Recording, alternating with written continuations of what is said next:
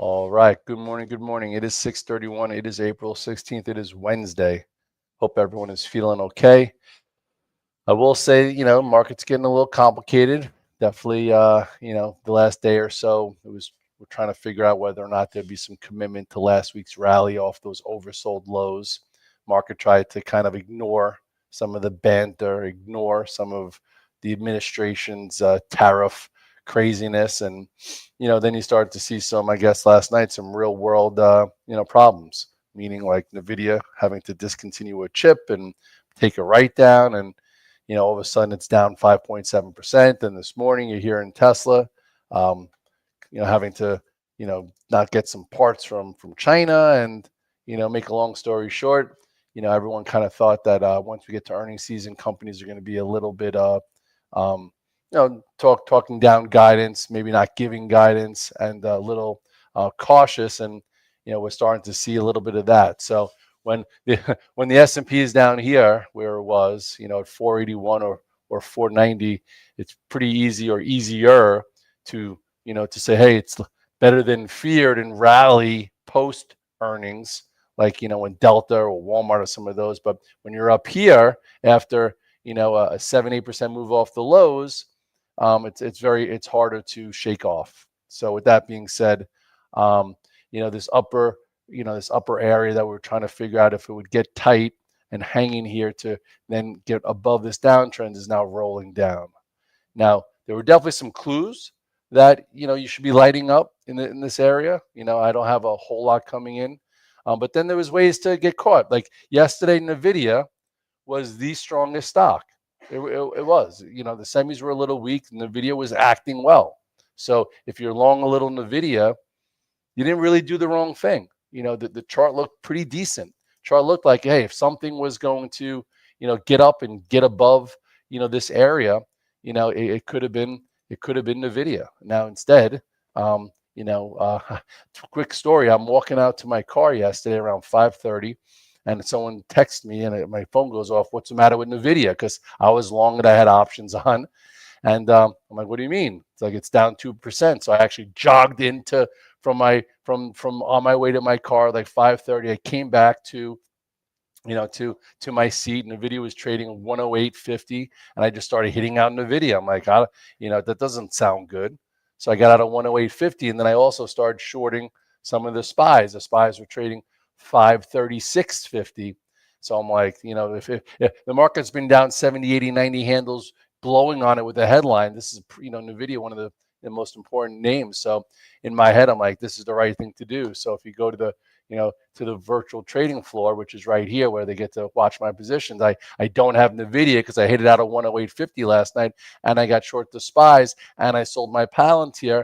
I was pretty light as it is. So, through experience, you have some inner thoughts that tell you what to do. So anyway, I'm still in the video calls, which are going to be worthless, and I have TSL calls. But last night when I saw the news, and I figured people are on vacation, it's spring break, I'm like, this can't be good. So I got out of most of my stuff. I still have IBIT calls that I sold some. I have some leftover stuff, but I'm pretty light.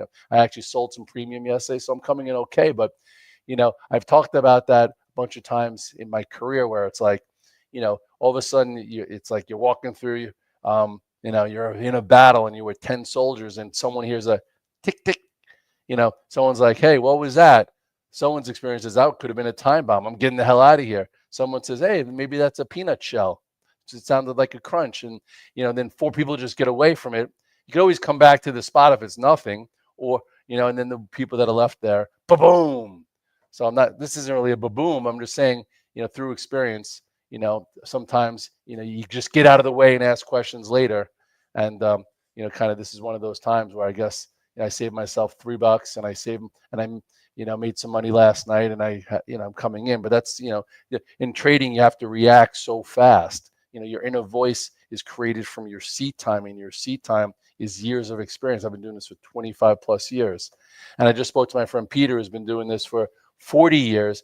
And I said, how you doing? Because he's in a ton of gold. So he's like, thank goodness I've been diversifying. And everyone keeps telling me that gold's at the top. There are people now getting really beat up short gold. I'm like, I just really haven't been that involved. I got involved in gold a lot earlier this year, when it looked awesome here, when it broke above this 225. Like, that's when I was really trading a lot of gold. I got away from it, unfortunately. And now I've been losing money trying to time a Bitcoin move. But anyway, he's like, he has physical, he's been an asset allocator. He's like, gold has been saving me. He's like, that's why you have a diversified long-term approach where you have equities, you have bonds, you have gold, you have credit, etc. So anyway, this is helping a lot. He's like, and he's just like, it's just hard, in equities right now, because something could feel good and then you get some kind of tape news and it just blows up the way it was trading and feeling, and that's very hard. So I would just say again, less is more. Low gross, low net. Cash is a position. Just trade compelling spots. And last week was a great week. Last week the market was oversold. The S&P was down 20% off highs. So you had this little buy in the hole. Then you had that nice trade when you had a big gap here and there was still a lot of shorts and it traded through. And then right here it's a little tricky. It was also tricky to be kind of short, because if all of a sudden the news was that Xi and Trump were going to get together versus the later, you could have had one more push up to here and could have squeezed some shorts. But then up here, no one was in a rush to be a buyer. Like, look at Amazon. Amazon gave you clues. No real reason to be in Amazon, right? Rolling over. When we gapped up on Monday with the news of the electronics, Amazon was weak. Meta was weak. Yesterday it looked like it was breaking below this 179. So no real reason to be in Amazon. Look at Meta. Meta was also cheating already. Meta was cheating below that area. So, and I don't think anyone is in Meta. So I'm just saying there's some reasons that the market's saying, hey, you just had a broken bounce. There's no reason to be in some of these things. That's why on Monday when I was doing this, the spaces with some of these younger guys, and they're like, I'm so bearish, but I'm 95% long. I'm like, you're 95% long, and we just had to move off the lows, and we're sitting here, and you're not sure if we're going to roll over, and you're 95% long and bearish. I'm like, what are you going to do if you go lower? You have 5%. Anyway. It is what it is. So with that being said, you could see that Meta and Amazon were like, there's no reason to be in these things. Netflix has been interesting. Like Netflix, there are some things that said, hey, maybe we can continue to the upside. You had Netflix got above 951 and gave you a nice move back towards the 990. So if you were in Netflix, that was good. Palantir yesterday also looked pretty good, right? It looked like it was, heading higher. So that, you had some divergences. I get it. There was definitely some things saying, hey, maybe we have a little bit more of a move to the upside, and something saying, hey, you don't need to be in me because I'm giving you no signal to be, so, hopefully everyone's a little light here in some capacity, not really in harm's way. I know, again, you look at just say, Amazon looked like it was rolling over, and Meta, it looked a little differently. Tesla, looked decent. Tesla, not great, decent. That's why I have options on. I thought, hey, maybe I could be cheating for it to get above 262. You have an inside range here.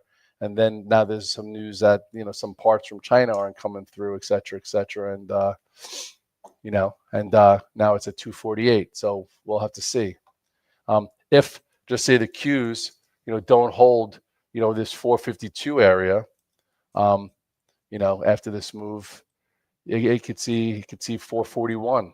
That's $9 lower, and that would be only 50% of this move. So you have to be very careful today. If you're in some things and today turns into a wet blanket type day, you just got to get out of the way and just say, okay, I'm going to do a little less as we go through earnings season, because maybe this quarter is decent, but the tariff talk and the banter and people spending less, a lot of that could go into the guidance moving forward. And if some of these things aren't at the dead lows, it's going to be hard for them to have better than feared bounces if they lower guidance or they give no guidance. So we'll have to be careful. So right here, so the Qs 452-ish is important, and the Qs right now are right below it. So if the Qs can get back above 452 and the SPYs can't hold 533, you could definitely be having, one of these rollover type days, especially from where we came from. So that's just, again, just throwing it out there that if you happen to have some leftover longs, don't just hold your nose and go underwater. Maybe buy some things versus a 15-minute low. But if things can't, absorb the early morning weakness, there's a lot of room to, where we were last week, and you don't want to just lose more than you have to. And if you're short, great. So a lot of people like, hey, Red Dog, how do people follow you on the alpha team? Well, if you look here, so it shows that I'm coming in short the SPYs. So I'm going to cover a little bit right here. So you'll see it flash. So that shows my, so boom, I just covered a little bit. So now it should flash. Pre-market takes a little bit longer, but it's flashing green, meaning, I'm buying some back. So that means I'm less short. So now that's a way that, the alpha team gets to follow what I'm doing. So anyway, so if you go like this, if you go on top of it, it says cover. So I'm short some SPYs and I'm covering, and that's helping me. But and again, I'm in some options. Risk is premium paid. Again, when we're in a great stock market, which we're not in, I'm usually in 10, 15 longs, and I'm buying and I'm adding and I'm selling and and having a great time. And but when the S&P and the SPYs are below the 821 day and the 200 day, you got to be tactical. You got to only play compelling areas, and you got to conserve your buying power. I talk about the seven accounts, active account, take advantage over emotion, swing account, trends, and right now there's no trends, so that should be in a lot of cash. Option account, risk is premium paid, so this way at least you know what you're risking. So if something happens wrong, you can't go up. And then 401k every single month. At whatever age you're in, you stay the course. 529, same thing for your kids. And then the blood in the street. Right now, I have 50% in on the blood in the street. So half's in cash. So the only other way I'm going to use the other half is if we make lower lows in the months to come, which we don't know if we will, but we might. You can't say we won't. So anyway, what else is going on here today? So let me say hello to some of my dogs around the world. Let's see how we're doing here. If you want to talk to me, you could talk to me through the comments, through YouTube, through Twitter. If you're not on the Alpha team, thanks for that, Ken. Tony Wallace says good morning. Ken Rosenberg, good morning. GDX, GLD, yeah, big move in gold. Congratulations if you have it long as an active trader, or if it's an asset allocation. Good morning from Texas. Blair says good morning. I guess Powell speaking at 1:30. Good morning. All right, everyone's feeling good. Good morning, coming in from Green Bay. Green Bay, rise and grind. Every day's a rise and grind. I did my 20 at 520 this morning, which is my workout that I do in the morning with Red Dog Mindset, where I have my sauna, I have my weights in there, and thinking about all the different things I need to do for the day as I, do a 20-minute workout. And I also talk a little bit about what I'm seeing and how we're going to do it. Groupon. I haven't heard Groupon's name in a while. Someone asked me to go and look at Groupon. Wow, Groupon is actually. I haven't looked. This is old lines. But sometimes I looked at it a long time ago, and yeah, Groupon is definitely doing better than most things. Doesn't mean I'm going to go buy it or anything, but it's wow. I guess people are conserving their money and they're using Groupon as coupons, but it's electronic. So yeah, that this looks better than most things. Can't be upset if you're in Groupon, I guess. IBIT, IBIT's been in pain. I am in it. I'm in options. Yesterday did give you a reversal. I did sell some yesterday because it was strong. I always sell when something, is in my favor. But, Bitcoin is just not acting like gold. Bitcoin is not digital gold the second. People have been saying for a while, that was your big move in Bitcoin, that Bitcoin is digital gold on steroids. Well, gold has been, remember they were making fun of all the baby boomers? Well, the baby boomers are laughing to the bank. The baby boomers have a shit ton of gold and a lot of fiscal, a lot of everything, and gold is opening at a new high. Wow.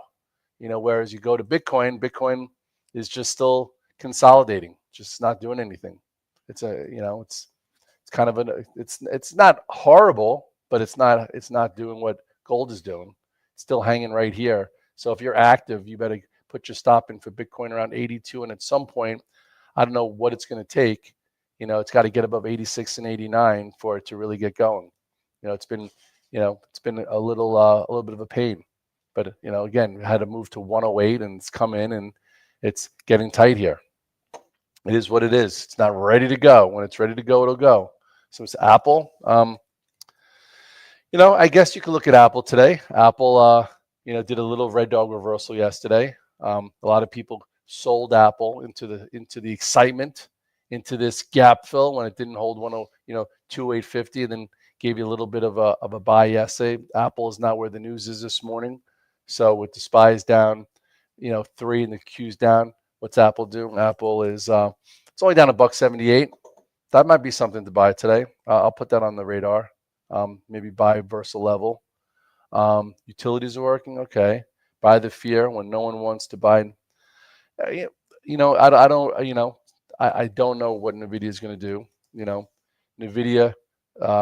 This is, what is this? This is 103, right? No, this is 103.65. I guess what the way I'm going to play Nvidia is I'm going to watch it and let it put a 15-minute low in, and then see if the futures come in or the SPYs come in or the NDX comes in and it stops going down. Maybe there's a level to buy against, but that'll give us some clues on whether or not the morning dip is viable or we're going to have a trend down day.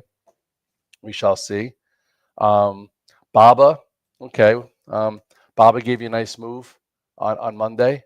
A lot of people thought that Trump was going to come out and delist Chinese ADRs. It didn't happen, so it created a little bit of a squeeze and lifted a little bit of the tension. What's Baba doing this morning? Baba is down 250, so it's already in this gap. That's tricky, right? 109.77. So you had your lower pivot area, gap up. Hopefully you had some and sold some. But if you bought some versus 111.70, you're coming in today, and now here you are at 109.70. It's a tough trade, guys. This is a very, very, very tough trade in general. There have been spots. Last week was a great trading week. The way things, like Monday we opened in the hole and the risk was defined. But again, when you're trying to figure out if there's, commitment to a move, you have to be very careful, because the oversold nature of the tape's not going to help you anymore. People have already made some decent money, and then you're coming into big resistance that people, are looking to sell in front of. That's not a great spot to be long. NMAX, that's a new. Wow, look at that. Everyone got all excited. Remember that went to 250 back at 26. I remember everyone was like, "Red, why aren't you trading the new issues?" I'm like, it's not as easy as it looks or seems. So look at that. If you bought this day, you're not doing so hot. But anyway, some people love to play new issues. I like to use the art of the first day. And I'm going to leave you with what else today. Someone's like, I'm not taking Netflix into numbers. Netflix is Thursday. Netflix is actually up a little bit, so Netflix is still, it's showing best in breed status, but it's really by itself. Netflix is on its own island right now. So if you happen to have made money in it, congratulations. Here's your all-time high. If you're thinking you're going to miss this to go through 1,064, then play it. I'm not playing Netflix. And I'm going to take it slow today. Maybe Palantir is viable. Palantir was strong yesterday.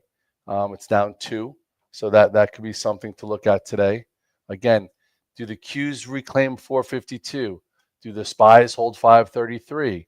Does BABA get back above 110? Does Nvidia make its low in the first 5, 15, 30 minutes versus 105, or is it going to see 102? If it's going to see 102, not much is going to bounce. And then Apple, was at 214 or 212 on Monday, so $10 below. Maybe it's worth a look. But what I would do is trade a little less. This is a holiday week. Hopefully you had a nice Passover. You celebrate Easter. Good Friday is coming up. Try and string some days together. Feel good, and then we'll just trade what's in front of us. Sometimes you're not in the market that you want, but what we do here is we control what we can control, and that's your keyboard. That's how many positions you're in, the type of size you're in, if you're long or you're short, and sometimes a little less is more. And right now I do feel like the reality of, the banter and the tariffs of the administration. Everyone is starting to really wear traders down, wear corporations down, wear business down. So if you're getting worn down, do less. You have to re-energize yourself. You have to figure out how to re-energize yourself and keep to the plan. Because if you start going on tilt and you start over trading and you don't follow your rules, you're going to lose more than you need to lose, and then you're in a hole. And then all of a sudden, when trading gets better, instead of making money and making progress, you're just digging out of the hole. We've all dug out of the hole in the past, and it can be done. So if you're in a hole, that's a whole nother thing. Just simplify it, feel good, get green, and then all of a sudden you start making some progress, and you'll get out of that hole, and then you feel good about yourself and realize that, hey, you could do tough things. How do you build self-esteem? You outworked out. If you doubt the situation, and all of a sudden you create a good and you create a good situation, that's what builds you a little bit of a reputation with yourself, and that's the most important, is the reputation you have with yourself. You don't care what other people think. But anyway, I'm going to mark up like 40 charts. We'll figure out the day. Happy Wednesday. It's hump day. If you're feeling a little low energy, get out, go for a walk, go for a stretch, get your blood flowing, and make sure you're trying to make the right decision at the right time. That's all you can do. I'll see you guys later.